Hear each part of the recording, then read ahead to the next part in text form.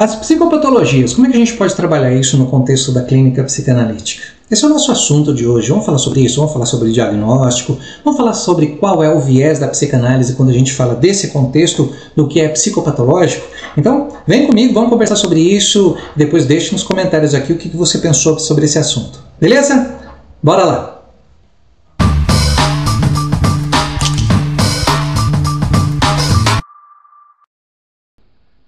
Quando pensamos em psicopatologias, como por exemplo a depressão, a ansiedade, as psicoses ou mesmo os transtornos obsessivos, é muito comum que a gente associe imediatamente a diagnósticos médicos.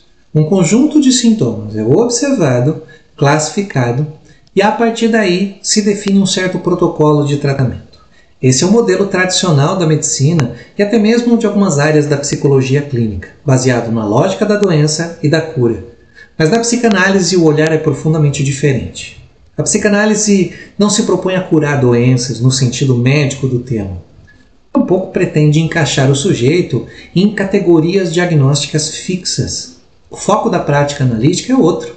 É o sujeito e a sua singularidade. É a história única que se expressa através desse sintoma. Então hoje nós vamos entender como que a psicanálise aborda as psicopatologias e por que é tão importante não usar o diagnóstico como um guia para um tratamento analítico. A psicopatologia é um sinal a ser escutado.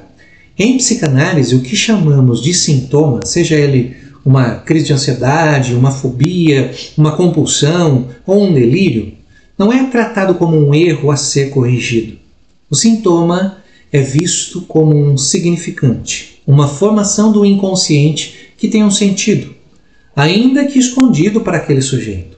Ou seja, o sintoma é uma mensagem, é algo que o sujeito, sem saber, produziu como resposta a conflitos internos, a desejos recalcados, a traumas ou experiências que não puderam ser simbolizadas.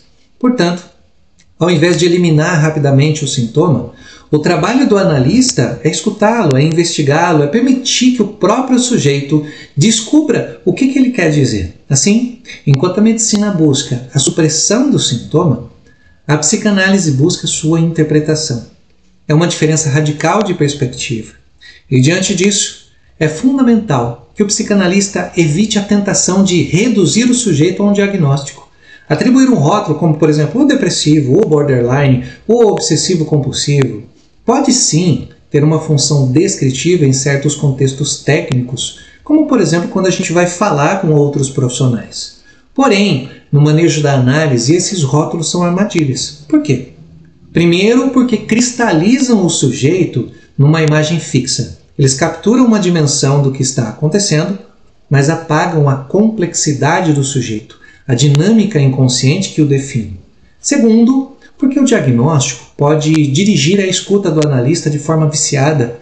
Ao invés de escutar o sujeito, o analista corre o risco de escutar o caso, de buscar confirmar o que já imagina deveria ter encontrado. E terceiro, porque o diagnóstico pode reforçar o sofrimento do paciente, que muitas vezes já chega lá na análise se sentindo mal e marcado por suas dificuldades. A psicanálise não deve ser mais um espaço onde o sujeito é reduzido ao seu sintoma. Então qual é o viés da psicanálise? Se não é diagnosticar, qual que é o caminho da psicanálise frente às psicopatologias? O viés é o de reconhecer o sujeito do inconsciente. Isso significa olhar para aquilo que é imediatamente visível, além dos comportamentos, além dos sintomas, e buscar escutar o que há de único naquela fala, naquele sofrimento, naquela história. O tratamento psicanalítico não se organiza em termos da doença, mas da experiência singular de cada sujeito. Cada análise é um percurso único que não pode ser pré-definido por protocolos.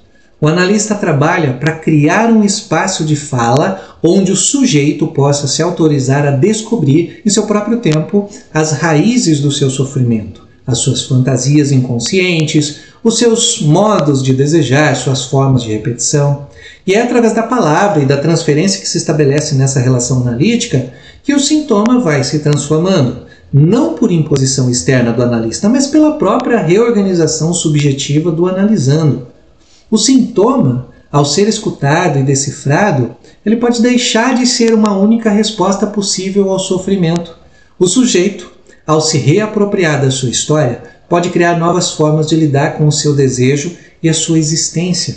Mas como que o psicanalista deve trabalhar as psicopatologias? A partir de tudo isso, a tarefa do psicanalista ao se deparar com manifestações psicopatológicas é a seguinte: escutar sem preconceitos, manter-se aberto ao discurso do sujeito, sem antecipar conclusões, sem enquadrá-lo em categorias prontas.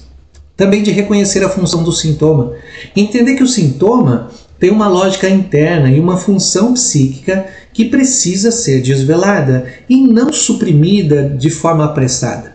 Também precisa sustentar a transferência, acolher a transferência como o espaço privilegiado onde a repetição dos conflitos inconscientes pode se manifestar e ser trabalhada.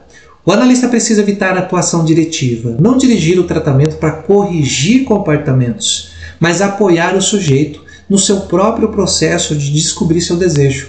Apoiar a responsabilidade subjetiva também é importante. Incentivar que o analisando assuma progressivamente a autoria da sua história, dos seus sintomas, sem culpabilização, mas também sem terceirizações mágicas para o transtorno.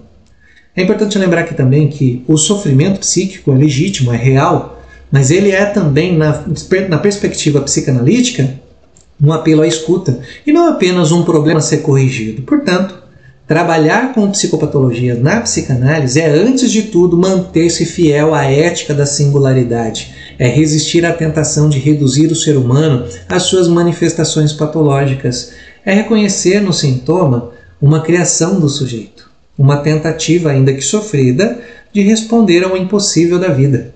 O diagnóstico pode ter seu lugar em outros campos, mas na clínica psicanalítica o que importa é dar voz ao sujeito, não ao seu rótulo. É essa escuta respeitosa e profunda que torna possível que, para além dos sintomas, o sujeito possa encontrar novos caminhos para existir. Já havia pensado nas psicopatologias dessa forma? Já havia entendido como a psicanálise pode atuar? Então, aqui é um conteúdo para que a gente possa iniciar uma conversa e eu espero aqui seus comentários. O que você pensa sobre isso? Como que você observa as psicopatologias depois desse conteúdo? Também já aproveita, já curta esse vídeo aqui, isso ajuda a gente a propagar esse conteúdo para outras pessoas e também compartilhe aqui o link, joga para os outros grupos. E se você está passando aqui pela primeira vez na IPC, no canal da IPC, já se inscreva para que você possa ser notificado quando outras situações, outros vídeos, outros eventos forem lançados aqui pelo YouTube. Tá bom? Eu vou ficando por aqui, a gente se vê em breve. Até mais!